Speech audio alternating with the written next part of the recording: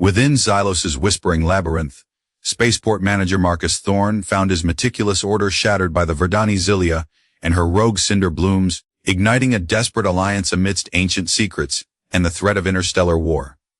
The air in the labyrinth, deep beneath the ochre sands of Xylos Minor, was thick with the chill of millennia and the faint, metallic scent of undisturbed minerals.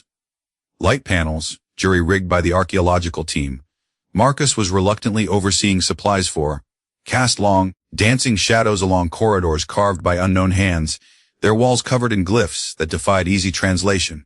Marcus Thorne, manager of the orbital Xylos Gateway spaceport, prided himself on precision. His domain ran on schedules, on immaculate manifests, on the predictable ebb and flow of freighters and passenger liners. This terrestrial babysitting gig, ensuring the Xylos University research team didn't run out of ration packs or air filters while they poked at these ruins, was an unwelcome deviation, a blot on his otherwise perfect operational record. He was here today for a final systems check on their environmental controls, a task he deemed beneath him, but performed with his usual fastidious attention to detail. That's when he found her. Zylia was in a side cavern, a natural offshoot of the labyrinth that the team had converted into a makeshift botanical lab. She was Verdani, her skin a vibrant, chlorophyll green, patterned with darker, leaf-like veins. Tall and slender, with large, luminous eyes the color of amber sap, she moved with an inherent grace, even now, as she gestured frantically at a series of containment units. Inside these units, plants unlike anything Marcus had ever seen were pulsing with an ominous internal red light. They were beautiful in a terrifying way, their petals like spun glass, their stems wary and dark. These were the Cinder-Blooms, Zylia's controversial experiment. Marcus had read the initial project proposal plants, designed to ignite under specific atmospheric conditions, their ash containing hyper-viable seeds that would thrive in the fire-cleared ground, potentially a revolutionary terraforming tool. Now, they looked less like a tool and more like an arsenal. Containment breach. Field fluctuation on Unit 780 by the Great Banyan, all of them? Zylia's voice was a melodic alto laced with panic. Her fingers, long and tipped with subtle, bark-like nails, flew across a control panel, but the red glow from the Cinder-Blooms only intensified. He saw a faint blue spark arc from her fingertip to the console as she touched it, a detail he filed away. The air in the cavern grew noticeably warmer. Marcus, despite his irritation at the unfolding chaos, felt a surge of his ingrained competitiveness. A problem was a problem, and he was programmed to solve it efficiently. Report, Bioengineer Zylia! What's the status of your pyrotechnic Petunias? His voice was sharper than he intended. Zylia whirled around, her amber eyes wide. She hadn't noticed him. Manager Thorne! The atmospheric regulators, they must have failed! The trigger conditions are being met prematurely. Even in her distress, there was a resilience about her, a strength in her posture that hinted at more than just a flustered scientist. She seemed to brace herself against an invisible force, as if accustomed to sudden jolts. Suddenly, with a soft whoomph, the Cinder-Blooms in the first unit burst into brilliant orange flame, the heat instantaneous and intense. The glass of the containment unit crazed, then shattered. Before Marcus could react, the fire leaped, a living thing, to the next unit, and then the next. The cavern was rapidly becoming an inferno. Zylia cried out, a sound of pure anguish, and threw herself towards a master control panel, trying to activate the cavern's emergency fire suppression system. A shower of fiery embers rained down. One landed on her arm. Marcus saw her flinch, saw the fabric of her tunic smolder, but when she pulled her arm back a second later, her green skin beneath was merely reddened, already showing signs of rapid healing, the burn fading almost as he watched. Another detail filed away. His meticulous mind was cataloging everything. Even in the face of imminent incineration, the suppression system is offline. Zylia yelled over the roar of the flames. The fire is consuming the control conduits.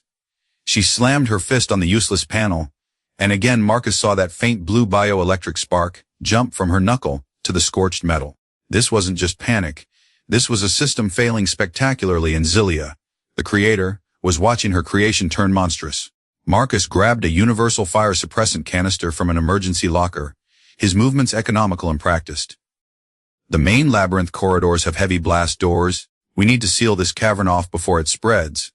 His mind was already calculating escape routes, containment protocols, damage reports. This was a disaster, but it was a quantifiable disaster. As they retreated from the inferno, flames licking at their heels, Zylia stumbled.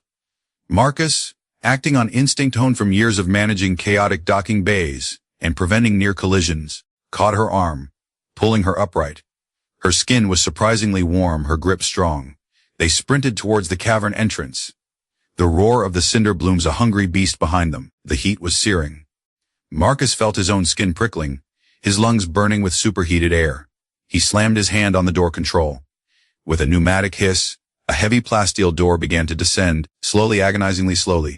Fairy tendrils from the Cinder-Blooms, moving with unnatural speed, reached the doorway just as the door was a meter from closing. One particularly large bloom, its petals incandescent, exploded, sending a wave of superheated gas and what looked like fine, glittering ash directly at them.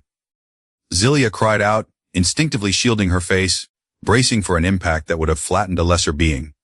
Marcus, too, braced, expecting searing pain. The blast hit them.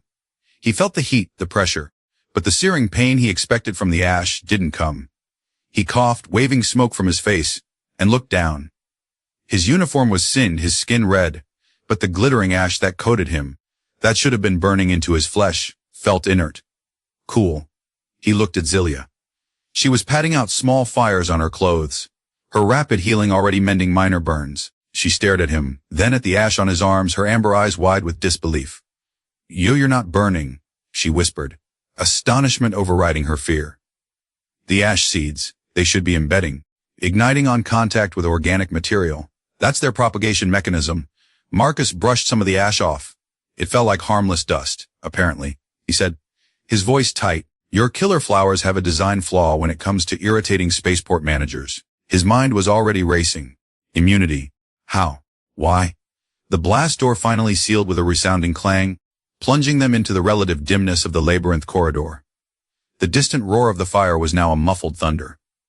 The immediate danger had passed, but the consequences were just beginning. Alarms began to blare throughout the labyrinth complex, automated alerts triggered by the fire and containment breach. Footsteps echoed down the corridor. The archaeological team, or worse, Xylos planetary security. Zylia leaned against the cool stone wall, her breath coming in ragged gasps. Her usually vibrant green skin was pale around her lips. This is a catastrophe, she murmured, her voice filled with despair. My research, my career, everything. There was something else in her tone, a deeper fear. They will send me back. The matriarchs, they will not be pleased. Marcus, ever the pragmatist, was already thinking ahead. Catastrophe is a strong word. Let's call it an unscheduled rapid disassembly of experimental flora. The immediate priority is a full report and containment assessment. He tapped his comm badge. Thorne to Xylos Control.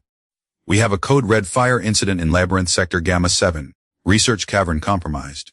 Initiate Level 3 quarantine protocols for Gamma Sector, and send a medical team Priority 1. He paused.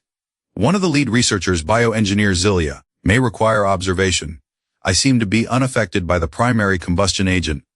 Zylia looked at him, a new emotion in her eyes, a flicker of surprise, perhaps even grudging respect. His fierce competitiveness was now channeled into managing this crisis, and his meticulous organization was, for once, a comfort rather than an annoyance to someone else. Within minutes, Xylos planetary security forces, clad in heavy environmental suits, arrived, followed by a medical team. The labyrinth was locked down. Zylia was whisked away for decontamination and observation, her protests overridden. Marcus, after a thorough scan that confirmed his bizarre immunity to the Cinder-Blooms ash seeds, found himself in a sterile debriefing room, facing a stern-faced Commander Valerius of Xylos Security and a representative from the Interstellar Concord, a calm reptilian Silo-Terran named Prelate Orth. Manager Thorne. Valerius began, his voice curt. Your quick action in sealing the cavern undoubtedly prevented a wider disaster. However, this incident involving a Verdani bioengineered organism on a neutral archaeological site is deeply concerning. Prelate Orth steepled his scaled fingers. Indeed, the Verdani matriarchate has already been informed. They are displeased. Bioengineer Zylia was operating under a special research dispensation, one that now appears to have been ill-advised. Marcus bristled. The fault seems to lie with the labyrinth's antiquated environmental systems failing, not solely with bioengineer Zylia's research parameters. He was competitive, yes, but also fair. And something about Zylia's quiet desperation resonated with him. Regardless, Valerius cut in. The Cinder-Blooms are now a significant threat. The cavern is sealed, but the fire is incredibly intense. We're detecting micro-fissures in the rock. If those ash seeds escape into the wider Xylos ecosystem. He didn't need to finish. Then came the turning point, delivered by prelate Orth with quiet gravity. Manager Thorne, your apparent immunity to these ash seeds is unique, unprecedented. Bioengineer Zylia is, naturally, the foremost expert on her own creations. The Interstellar Concord, in consultation with Xylos Command and, reluctantly, the Verdani Matriarchate, has decided on a course of action. He paused, his unblinking eyes fixed on Marcus. You and Bioengineer Zylia are to be assigned as research partners. Your objective to understand the Cinder-Blooms, their propagation, their weaknesses, and crucially, the nature of your immunity. The implications of such a targeted bioagent and a potential counter are galaxy-altering. Marcus stared. Him? A spaceport manager, partnered with the Verdani scientist whose experiment had nearly barbecued them both. His meticulously organized life was officially off the rails.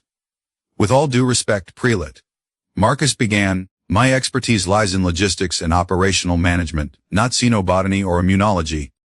Your organizational skills, Manager Thorne, will be invaluable in structuring this research, Prelate Orth stated smoothly, and your unique biological response is the cornerstone of this investigation. You will be provided with a secure research facility aboard the Concord flagship, the Stellar Accord, currently en route. Bioengineer Zylia is already being transferred. Forced proximity, a research project with galaxy-altering implications. Marcus felt a headache coming on. His competitive nature, however, pricked up, a challenge. A problem of immense scale, and a partner who, despite the chaos she'd unleashed, possessed a fierce intelligence and a strange, compelling resilience. As Marcus was escorted to a transport shuttle, he saw a newsfeed flicker on a nearby screen. A stern-faced human admiral, General Varkos of the newly formed Terra Prime Defensive Coalition, was speaking. This latest incident on Xylos Minor, involving unregulated alien bioweaponry, underscores the inherent dangers of unchecked xeno-experimentation. Terra Prime will not stand idly by while humanity's safety is threatened. A chill went down Marcus's spine. Xenophobic human military force. This Cinder-Bloom incident was already having wider repercussions. The stakes were higher than he thought. His assignment wasn't just about science. It was about to become a focal point in a much larger, more dangerous game. His meticulously organized world had just been thrown into a galactic firestorm, and at its heart was a Verdani bioengineer with secrets in her luminous amber eyes. The journey to the Stellar Accord and the subsequent weeks in its advanced bio-research labs were a blur of controlled chaos for Marcus. The Concord flagship was a city in space, a testament to interspecies cooperation, yet the section assigned to him and Zylia felt like a gilded cage. Their lab was state-of-the-art, filled with gleaming equipment from a dozen different worlds, but it was also under constant, discreet surveillance by Concord security. Marcus, true to Prelate Orth's prediction, threw himself into organizing the research. He created intricate schedules, cross-referenced databases, managed sample flows, and streamlined data analysis protocols.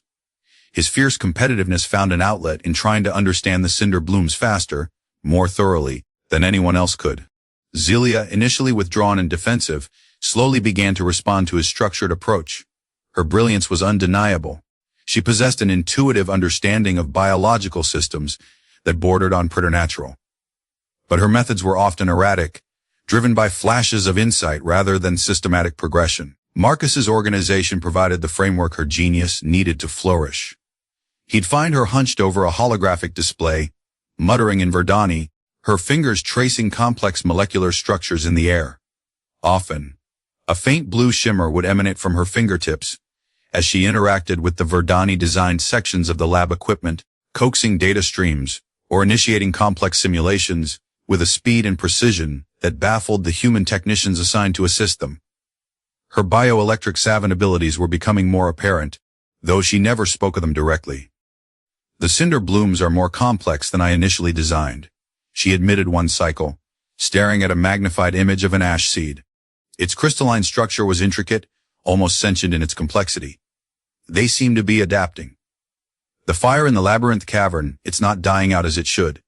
It's burning hotter, cleaner, and the new generation of seeds from that fire, they're different. More potent. Marcus cross-referenced seismic data from Xylos Minor. The labyrinth cavern is showing signs of thermal expansion beyond projected limits.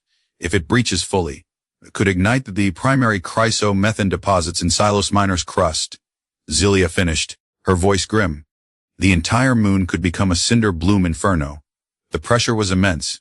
They worked grueling hours, fueled by nutrient paste and sheer determination. Marcus found himself admiring Zylia's tenacity. She pushed herself relentlessly, often forgetting to eat or rest until Marcus, following his own meticulously crafted wellness schedule for the team, would insist. He saw her rapid healing in action, multiple times a sliced finger from a microtome blade healing in minutes, a burn from a miscalibrated laser sealing over before his eyes. But he also noticed her extreme aversion to certain high-frequency sonic cleaners used in the lab. If one was activated nearby, she would visibly flinch, her skin losing some of its vibrancy, the leaf-like patterns on her arms becoming momentarily blurred. Her critical weakness, he suspected, though he didn't press her on it. During a late-night analysis session, exhaustion making them both less guarded, Zylia finally spoke of her home. Verdani is a structured world, she said, her gaze distant. The matriarchs dictate the flow of life, from the seeding cycles to the lineage bonds. Order and tradition are paramount. She paused, tracing a pattern on the cool metal of the console. My bioengineering work, especially projects like the Cinder-Blooms, it was seen as too disruptive, too individualistic. Too male in its ambition, some whispered. A shadow crossed her face. I was to be bonded. An arranged union with Warlord Krell of the Stone Ridge Sept. A political alliance to prevent a border war. Krell is old guard. Brutal. He would have clipped my wings, turned my labs into weapons factories for his endless feuds. Marcus listened, a sense of empathy overriding his usual professional detachment. So, you ran. I accepted the Xylos research grant as a means of escape. She admitted. A temporary reprieve. But with the Cinder-Bloom disaster, the matriarchs will use it as proof of my recklessness. They will summon me back. Krell will have his prize, and Verdani diplomacy will secure its peace at the cost of my future, and perhaps, the future of many if his warmongering is legitimized. Her voice was low, filled with a quiet despair that tugged at something within Marcus. This wasn't just about rogue plants, it was about her life, her freedom. Marcus, in turn, found himself sharing his own vulnerabilities. He spoke of his father, a legendary fleet admiral whose shadow he'd always struggled to escape, fueling his intense competitiveness. He confessed a past incident at a remote asteroid refueling station he managed early in his career, where his over-reliance on automated systems and a minor miscalculation in his meticulously planned schedules led to a catastrophic fuel explosion, costing lives. Organization and control became my shields, he admitted. If I could control everything, nothing like that could ever happen again. Zylia listened, her amber eyes surprisingly soft. Control is an illusion, Marcus, she said gently. Life is adaptive. Like my blooms, sometimes the most beautiful growth comes from unexpected fire. Her fingers brushed his hand on the console, a fleeting touch, yet it sent a jolt of warmth through him. That bioelectric potential again, but this time, it felt different, inviting. The trust between them grew, fragile yet persistent. They found a rhythm, his structured approach complementing her intuitive leaps. Romantic tension began to simmer beneath the surface of their professional collaboration, shared glances over complex data sets, the unconscious drift of proximity in the confines of the lab, the intellectual sparring that sparked with an undeniable chemistry. Their research into Marcus's immunity yielded frustratingly few answers. His cellular structure showed no obvious anomalies, no unique antibodies. It's as if your biology simply ignores the ash seed's trigger mechanism, Zylia mused, perplexed. Or, perhaps, it actively neutralizes it at a level we can't yet detect. Meanwhile, Terra Prime's rhetoric grew more aggressive. General Varkos made increasingly bold claims about alien threats, his speeches laced with paranoia and calls for preemptive action. Concord intelligence reported suspicious movements of Terra Prime warships near neutral zones. One evening, while Marcus and Zylia were reviewing sensor telemetry from a probe they'd sent into the still-burning labyrinth cavern, a priority alert flashed on their main screen. Unidentified vessel approaching the stellar accord at high speed, ignoring hails. A voice from Concord Bridge announced, Terra Prime markings.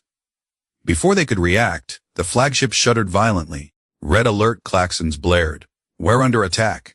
Through their lab's viewport, They saw Terra Prime fighters swarming like angry hornets, their lasers stitching across the Stellar Accord's shields. Explosions rocked the massive ship. "They're targeting the research section," Zylia exclaimed, her eyes wide with alarm. "They know we're here. They want the Cinder-Bloom research." Marcus realized, his mind racing. Or they want to silence us, or both. His competitive spirit flared. They're not getting it. The lab's heavy blast doors began to seal. But one Terra Prime fighter, damaged and spinning out of control, crashed into their section of the hull before the doors were fully closed, tearing a gaping hole to space. Air rushed out with a deafening roar. Marcus was nearly sucked out, but Zylia, with her incredible Verdani tolerance for G-forces, grabbed his arm, anchoring him, her feet seemingly rooted to the deck plating despite the violent decompression. Her skin was already beginning to mend small lacerations from flying debris. "Emergency force field," Marcus yelled, pointing to a nearby emitter. Zylia, understanding instantly, reached for it. Her fingers sparked with intense blue energy as she touched the damaged controls, forcing the field to activate, sealing the breach just as their atmosphere was about to be entirely lost.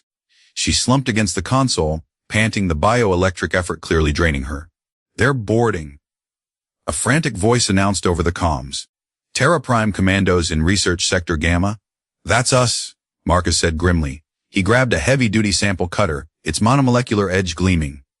"We need to get to the data core, secure our research, and get out." Zylia nodded, her eyes blazing with determination. From a hidden compartment in her research kit, she retrieved a sleek, Verdani sidearm, its organic curves looking more like a sculpted piece of wood than a weapon. "The Cinder-Blooms are my creation, my responsibility," she said, her voice tight. "They will not be used as a weapon by xenophobes like Varkos." Their escape through the besieged corridors of the Stellar Accord was a desperate fight for survival. Terra Prime commandos were everywhere, their armor emblazoned with the stark eagle insignia of their faction. Marcus, using his knowledge of the ship's layout and his surprising proficiency with the sample cutter, fought with a ferocity he didn't know he possessed. His meticulous planning instincts kicked in, allowing him to anticipate enemy movements, create diversions. Zylia was a whirlwind of green fury beside him, her Verdani firearm spitting bolts of focused sonic energy that disrupted electronics and disoriented opponents. Her rapid healing meant she could take hits that would incapacitate a human, though each injury still visibly pained her before mending. They reached the central data core, only to find more commandos attempting to download their research. A fierce firefight erupted. During the chaos, a commando managed to trigger a localized sonic pulse weapon. Zylia cried out, staggering, her skin paling, her movements becoming sluggish. The frequency? Marcus realized this was her weakness. He tackled the commando, smashing the device, then pulled Zylia behind cover. "Are you all right?" he yelled over the din. "The frequency, it disrupts my cellular cohesion," she gasped, her rapid healing visibly struggling. Marcus knew they were out of time. He saw an escape pod bay down the corridor. "Zylia, we need to go!" "The data isn't worth your life." "No," she said, her eyes blazing with renewed fire despite her pain. "They cannot have it." With a surge of will, she placed her hands on the main console of the data core. Blue bioelectric energy, far more intense than he'd ever seen from her, erupted from her, flowing into the system. Alarms shrieked. "I'm initiating a full data purge and a feedback loop. If they try to access it now..." The console exploded, taking several commandos with it.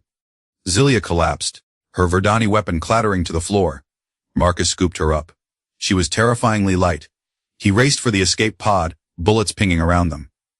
He bundled her into a pod, strapped himself in, and launched them into the void, just as another massive explosion tore through the Stellar Accord's research wing. Adrift in the small pod, with the chaotic battle for the conquered flagship raging behind them, Marcus cradled Zylia. Her breathing was shallow, her vibrant green skin muted and cool. He held her close, his fear for her eclipsing everything else. "Zylia," he whispered, "stay with me. Please." Slowly, her eyes fluttered open. A faint smile touched her lips. "My hero complex is rubbing off on you, Manager Thorne." He let out a shaky laugh, relief flooding through him. "Just trying to keep my research partner alive. It's in the project charter, Section 7, Subclause B." She managed a weak chuckle. Always so meticulous. Her hand found his, her fingers, still cool, lacing with his. "Thank you, Marcus." The use of his first name, the warmth in her gaze despite her weakened state, resonated deep within him. In the crucible of battle, their professional partnership had been forged into something far more profound. He looked into her amber eyes and saw not just a brilliant scientist or a fugitive from an oppressive culture, but the woman he was undeniably, terrifyingly, falling in love with. The galaxy might be tearing itself apart, but in that small escape pod, a fragile new hope and a powerful connection had taken root. Their fight, it seemed, was far from over, and now it was a fight they would face, unequivocally, together. Their escape pod was eventually picked up by a small, independent freighter that had answered the Stellar Accord's distress call. The Concorde flagship, though heavily damaged, had repelled the Terra Prime attack, but the incident sent shockwaves through the Galactic Council. Terra Prime, once a fringe element, had proven itself a formidable and ruthless enemy. Marcus and Zylia, now fugitives from both Terra Prime and, to a lesser extent, a Verdani matriarchate furious about Zylia's defiance and the Concorde's inability to protect her, found themselves in a precarious position. Their research was gone, save for the fragmented data in their own minds, and a few encrypted personal logs Marcus had obsessively backed up. They found temporary sanctuary on a remote trading post in the Outer Rim, a haven for smugglers, dissidents, and those wishing to disappear. It was here, in the anonymity of the crowded, dimly lit corridors of Port Anarchy, that their relationship truly began to blossom. The constant danger had stripped away their pretenses. Marcus's meticulousness, once a source of minor friction, became Zylia's anchor in the swirling chaos of their lives. His fierce competitiveness was now channeled into protecting her and finding a way to fight back against Terra Prime. Zylia, in turn, shared more of herself, her vulnerabilities, her dreams of a Verdani society that valued innovation and freedom over rigid tradition. Her bioelectric abilities, which she had once hidden, she now explored more openly with Marcus, realizing they could be a powerful asset. She learned to subtly influence simple electronics, to sense electromagnetic fields, even to create small, controlled bioluminescent displays with her touch, a silent language only Marcus began to understand. One evening, while huddled in their cramped, rented quarters, reviewing the last fragments of their Cinder-Bloom data on a battered datapad, Zylia shivered. Despite the room's adequate temperature, Marcus noticed her skin was paler than usual. "Are you all right?" he asked, his voice laced with concern. "Is it the sonic dampeners in this station? Are they too close to your weakness frequency?" Zylia nodded slowly. Port Anarchy uses a wide spectrum of sonic pest control. Some of it resonates unpleasantly.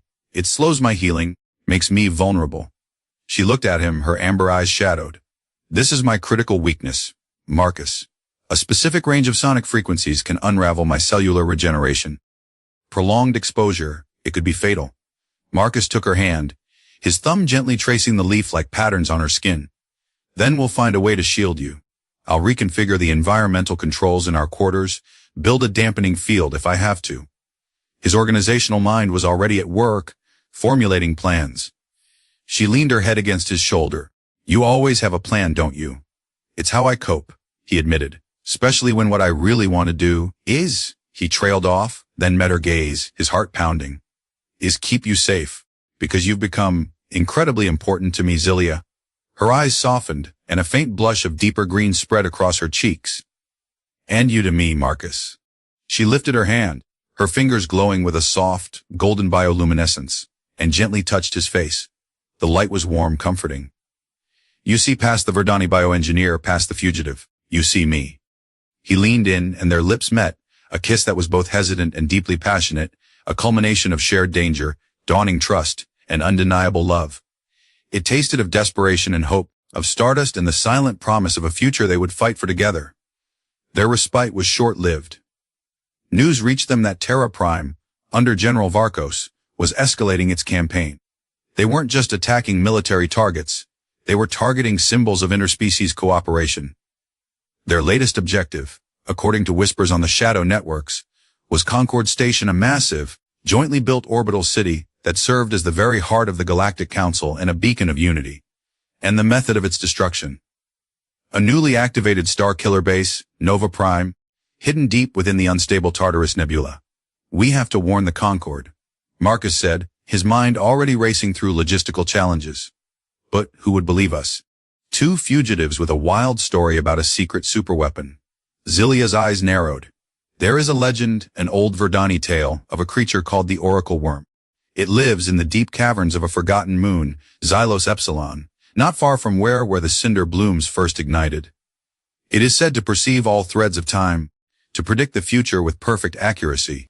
Marcus, ever the pragmatist, was skeptical. A creature that can predict the future. Zylia, that sounds like mythology. Perhaps, she conceded. But the legends are very specific, and if Terra Prime is truly planning something so catastrophic, we need more than just suspicions. We need certainty. We need a way to convince the council. Her bioelectric field seemed to hum with a new intensity. And if the Oracle Worm is real, it might also know how to stop Nova Prime. Or how the Cinder-Blooms, my rogue creation, might play a part. Their decision was made. They pooled their meager resources, called in a few favors Marcus had accumulated during his Spaceport Manager days, and acquired a small, aging but warp-capable ship, the Last Chance. Their destination Xylos Epsilon and the mythical Oracle Worm. The journey was perilous.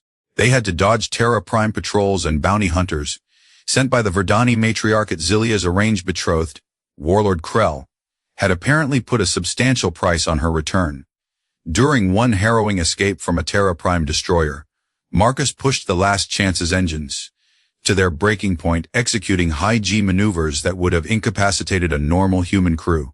Zylia, however, remained clear-headed, her Verdani physiology easily tolerating the extreme forces, calling out tactical data, and even using her bioelectric abilities to boost the ship's failing shield emitters at critical moments. Her rapid healing mended the bruises and strains almost as fast as they appeared. In these moments of shared crisis, their reliance on each other, their complementary strengths, became undeniable. Marcus's fierce competitiveness translated into daring piloting. Zylia's unique biology and nascent powers made them a surprisingly effective team. They found the caverns of Xylos Epsilon, a labyrinthine network pulsating with strange geothermal energies. Deep within, in a vast chamber lit by phosphorescent fungi, they found it. The Oracle Worm was colossal. Its crystalline segments glowing with an internal light, its many eyes reflecting 1,000 possible futures. It communicated not with words, but with complex patterns of light and empathetic projection, flooding their minds with images. The experience was overwhelming. They saw Terra Prime's plans, confirmed the imminent attack on Concord Station. They saw Nova Prime, its terrible destructive power. But they also saw more. They saw Zylia's Cinder-Blooms, not as a mistake, but as a potential key. The worm showed them how the ash seeds, if introduced into Nova Prime's primary power core under specific conditions, could trigger a cascading, contained overload, disabling the superweapon without causing a cataclysmic explosion. It was a desperate, 1 in a million chance. The worm also showed them a critical weakness in Nova Prime's defenses, a specific energy frequency that Zylia's bioelectric abilities could exploit to create a temporary breach. But the worm also showed them a glimpse of Zylia's personal future. Her capture by Warlord Krell, the forced marriage, the subsequent bloody war her defiance would have averted, now made inevitable by her continued freedom with Marcus. The weight of this knowledge was crushing. Shaken but resolute, they left Xylos Epsilon. Zylia was quiet, burdened by the Oracle Worm's visions. The war so many Verdani will suffer because I chose my own path, she whispered, her voice tight with anguish. Marcus took her hands, his grip firm. You chose freedom, Zylia. You chose love. And now, we have a chance to save Concord Station, to stop Terra Prime. That is a greater good. We cannot let Krell's tyranny dictate your life, or the fate of thousands who would die if we don't act. He looked into her eyes, his own fierce determination mirroring hers. We'd do this together, whatever the cost. Her gaze met his, and in it, he saw not just love, but a warrior's resolve. The Oracle Worm's prophecy had not broken her. It had solidified her purpose. She was no longer just fleeing her past. She was fighting for a future. For all their futures. They contacted the remnants of the Concord forces loyal to the ideal of interspecies unity, presenting the Oracle Worm's dire predictions and their desperate plan. Admiral Eva Rostova, a seasoned officer who had clashed with General Varkos in the past, listened. She was skeptical, but the specificity of their information, and perhaps the sheer conviction in their voices, swayed her. A small covert strike force was assembled, with the Last Chance Marcus and Zylia at its heart. Their target Nova Prime. As they prepared for the impossible mission, Marcus meticulously organized every detail, coordinating with Rostova's team, charting the safest route through the Tartarus Nebula. Zylia, meanwhile, focused her bioelectric abilities, practicing the frequency modulation needed to breach Nova Prime's defenses. She also worked on a small, concentrated batch of Cinder-Bloom ash seeds, embedding them in a specialized delivery casing Marcus designed. Her rapid healing was a boon, allowing her to push her energy reserves to their limits in preparation. The night before the assault, Zylia found Marcus on the Last Chance's small observation deck, staring out at the swirling, malevolent beauty of the Tartarus Nebula. "Are you afraid?" she asked softly. Marcus turned, pulling her into his embrace. "Terrified," he admitted. "But not of dying. I'm afraid of failing you. Of failing everything we're fighting for." Zylia cupped his face, her touch sending a familiar, comforting bioelectric warmth through him. "We won't fail, Marcus. Because we have something Terra Prime doesn't understand. We have each other. We fight for unity, for life. They fight for hatred and division." She kissed him, a deep, lingering kiss filled with love, determination, and the unspoken promise of the dawn. "Whatever happens, my fierce, meticulous spaceport manager, my heart is with you. And mine with you, my brilliant, resilient bioengineer," he whispered back. Their love, born in fire and chaos, had become their strongest weapon. Tomorrow, they would face the Star Killer and try to save a galaxy from tearing itself apart. The assault on Nova Prime was a symphony of controlled desperation. Admiral Rostova's small fleet engaged Terra Prime's outer defenses, a sacrificial diversion to allow the Last Chance, cloaked and running silent, to slip through the chaotic battle towards the colossal Star Killer base. Nova Prime was a terrifying spectacle, a moon-sized sphere of black metal, bristling with energy conduits and weapon emplacements, its primary focusing dish, already beginning to glow with the malevolent energy that would annihilate Concord Station. Marcus piloted the Last Chance with a skill born of fierce concentration and a desperate need to protect Zylia, who sat beside him, her eyes closed in concentration, her hands glowing faintly as she focused her bioelectric field. "The defensive grid is adapting," she murmured. "They're cycling frequencies. But the Oracle Worm showed me the sequence." Her fingers danced in the air, tracing invisible patterns, her entire being attuned to the energy flows around them. Suddenly, a narrow corridor of null energy opened in Nova Prime's shield grid, just wide enough for the Last Chance. "Now, Marcus! Go!" He slammed the throttle, the aging ship groaning in protest as it shot through the gap, high G-forces pressing them into their seats. Zylia barely flinched, her Verdani physiology taking the strain. They skimmed the surface of the superweapon, dodging automated turrets and energy beams, heading for the maintenance conduit the Oracle Worm had revealed, leading directly to the primary power core. Almost there. Marcus gritted out, his knuckles white on the controls. A Terra Prime interceptor, appearing from nowhere, locked onto them. Lasers stitched across their shields. "I've got it," Zylia cried, her eyes snapping open. She extended a hand towards the pursuing fighter. A visible arc of blue-white bioelectric energy leaped from her fingertips, striking the interceptor. Its systems overloaded, and it spiraled away, exploding harmlessly. The effort cost her vibrant green skin paled noticeably. They reached the access conduit and docked, the Last Chance's small frame buffeted by the immense energies thrumming through Nova Prime. Inside, the corridors were stark, utilitarian, filled with the low hum of unimaginable power. Terra Prime soldiers patrolled everywhere. Marcus, with his makeshift weapons and combat knowledge, gleaned from countless spaceport security drills, and Zylia, with her Verdani sidearm and her increasingly potent bioelectric abilities, fought their way towards the core.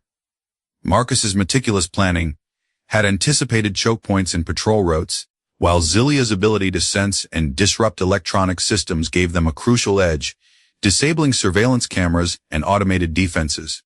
They finally reached the vast chamber housing Nova Prime's power core, a miniature captive star, burning with furious intensity, its energy channeled through colossal conduits.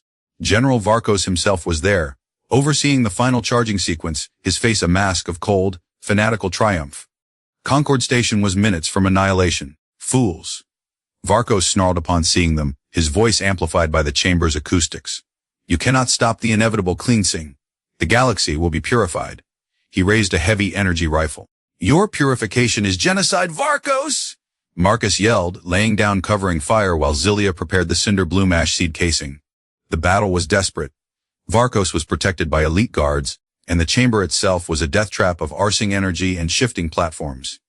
Marcus, fiercely competitive even in the face of impossible odds, fought with a cold fury, his organized mind finding weaknesses in their formation. Zylia, meanwhile, dodged and weaved, trying to get a clear shot at the core's regulatory matrix, where the ash seeds needed to be deployed. Suddenly, Varkos, noticing Zylia's Verdani physiology, barked an order. "Activate sonic deterrence! Maximum frequency!" A high-pitched, piercing whine filled the chamber. Zylia cried out, clutching her head, her skin losing its color rapidly, the leaf-like patterns becoming dull and gray. Her rapid healing faltered, then failed. She stumbled, her Verdani firearm clattering from her weakened grasp. Her critical weakness, exploited at the worst possible moment. "Zylia!" Marcus screamed, his heart lurching. He saw Varkos aiming his rifle at her. Without a second thought, Marcus threw himself in front of Zylia, his own body shielding hers, taking the full force of the energy blast in his shoulder. Searing pain, then numbness. He crumpled. But his action had bought Zylia precious seconds. Despite the agony of the sonic attack, Zylia saw Marcus fall, saw Varkos advancing. A primal rage, a love fiercer than any pain, surged through her. With a desperate cry, she pushed through the sonic assault, her bioelectric field flaring with an intensity that shattered nearby light panels, creating a momentary disruption in the sonic field. It was just enough. She scooped up the ash seed casing and, with a final, powerful bioelectric surge from her hand, launched it directly into the power core's primary regulatory intake. The effect was instantaneous. The captive star within the core roiled, its color shifting from brilliant white to an angry, unstable red. The Cinder-Bloom ash seeds, designed to thrive in and catalyze intense energy, began to multiply exponentially, disrupting the delicate balance of the core. Alarms shrieked across Nova Prime. The superweapon's charging sequence reversed, then collapsed. Varkos roared in fury, realizing his grand weapon was dying. He turned his rage on Zylia, but before he could fire, Admiral Rostova's commandos, having breached the station in the ensuing chaos, stormed the chamber. Varkos was quickly overwhelmed and captured. Marcus, drifting in and out of consciousness, felt Zylia kneel beside him. Her skin was still pale, but the sonic attack had ceased with Varkos's capture. Her hand trembling, touched his wounded shoulder. "Marcus, stay with me," she whispered, her voice thick with tears. Her rapid healing was slowly reasserting itself, but she focused what little energy she had on him, her touch sending a faint, warm bioelectric pulse into his wound, staunching the bleeding. Nova Prime was tearing itself apart from within, the Cinder-Blooms causing a controlled, cascading system failure rather than a catastrophic explosion, just as the Oracle Worm had predicted. Rostova's teams began evacuating everyone. Zylia, refusing to leave Marcus, helped carry him towards the last chance, their escape made possible by the very chaos her creation had unleashed. As they blasted away from the dying Star Killer base, watching it implode into a silent, contained ruin, Zylia held Marcus's hand tightly. They had faced the abyss and survived, their love and their unexpected alliance having saved a symbol of galactic unity, and perhaps the galaxy itself. The immediate aftermath of Nova Prime's destruction was a mixture of relief and exhaustion. Marcus's shoulder wound was severe, but Zylia, her own strength slowly returning as the effects of the sonic attack faded and her rapid healing fully kicked in, stayed by his side, her bioelectric touch a constant, soothing presence that accelerated his recovery in ways conventional medicine couldn't explain. Concord Station was safe, and General Varkos and the remnants of Terra Prime were in custody. The galaxy had pulled back from the brink. The Galactic Council, humbled and horrified by the extent of Terra Prime's plot and the near catastrophe, hailed Marcus and Zylia as heroes. The Verdani matriarchate, faced with Zylia's undeniable heroism and the galactic outcry against Warlord Krell's opportunism, he had tried to claim credit for her capture, which never happened, was forced to publicly rescind its summons and denounce Krell, whose own sept quickly turned against him when his treachery was revealed. The threat of an arranged marriage and a pointless war vanished. In the quiet of their recovery aboard the now celebrated Stellar Accord, no longer prisoners but honored guests, Marcus and Zylia finally had a moment to breathe, to process. "We did it," Marcus whispered one evening, his arm, still bandaged but healing remarkably fast thanks to Zylia's care, around her shoulders. They were watching the star-dusted expanse from their shared quarters. Zylia leaned into him, her vibrant green skin glowing softly in the starlight. "We did it together," She turned to him, her amber eyes filled with a love that was deep and unwavering. My fierce, meticulous spaceport manager, you saved me more times than I can count. And you saved me, my brilliant, resilient bioengineer, he replied, his voice thick with emotion. In every way that matters. He kissed her, a kiss of profound gratitude, of shared victory, and of a love that had been tested in the heart of a star killer and emerged stronger than ever. Their relationship, forged in fire and tempered by adversity, was now an unbreakable bond, witnessed and celebrated by a grateful galaxy. Their unexpected union had indeed altered more than just their own fates. A few years later, the Lyra University for Interspecies Studies on Terra Prime gained two new, highly celebrated faculty members. Professor Marcus Thorne, renowned for his revolutionary curriculum on crisis logistics and interspecies operational synergy, was still meticulously organized, but his fierce competitiveness was now tempered with a deep sense of collaborative purpose. Chancellor Zylia, as she was now respectfully known, having politely declined any Verdani matriarchal titles, expanded the university's xenobotany and bioethics departments. Her work on controlled Cinder-Bloom applications for rapid terraforming of barren worlds earning her galactic acclaim. Her bioelectric abilities, once a hidden secret, were now a subject of respectful academic study, inspiring new avenues of human-machine interface and energy manipulation. But their most profound impact was perhaps unintended. Their story of a human and a Verdani, from vastly different worlds and cultures, finding love and courage amidst chaos and war, their strengths complementing each other, their weaknesses protected by the other, resonated deeply across the galaxy. Newsfeeds and popular dramas recounted their tale, focusing on their unwavering partnership and the family they had forged in the face of adversity. This sparked an unprecedented wave of interspecies adoptions. Couples from different species, inspired by Marcus and Zylia's example of unity and love transcending biological and cultural divides, opened their homes and hearts to children from war-torn or disadvantaged worlds, regardless of species. Blended families became a new, celebrated norm, a testament to the power of connection. One crisp Terra Prime evening, Marcus and Zylia stood on the balcony of their home, overlooking the university campus, now vibrant with students from 100 different species. In Zylia's arms, gurgling happily, was a small Xylos infant, orphaned during a recent planetary upheaval, whom they had recently adopted. The child's multifaceted eyes blinked up at the aurora-painted sky. Look at them, Marcus, Zylia said softly, her voice filled with a quiet joy. All these new families, these children finding homes. Our fight, it led to so much more than just stopping a war. Marcus slipped his arm around her, his hand resting gently on the Xylos child's downy head. We showed them what's possible, Zylia. That an unexpected union, forged across the stars, fighting for love, can indeed bring forth new life, in more ways than one. He smiled, his old competitive edge now a warm glint of pride in what they had built together. His life was no longer just about meticulous schedules. It was about the beautiful, unpredictable, and deeply fulfilling chaos of family, love, and a galaxy slowly learning the art of true unity. The Cinder-Blooms still grew in Zylia's protected university gardens, no longer rogue, but a symbol of how even the most dangerous fire, carefully tended, could clear the way for vibrant, new growth. Their future, and the galaxies, looked brighter than ever.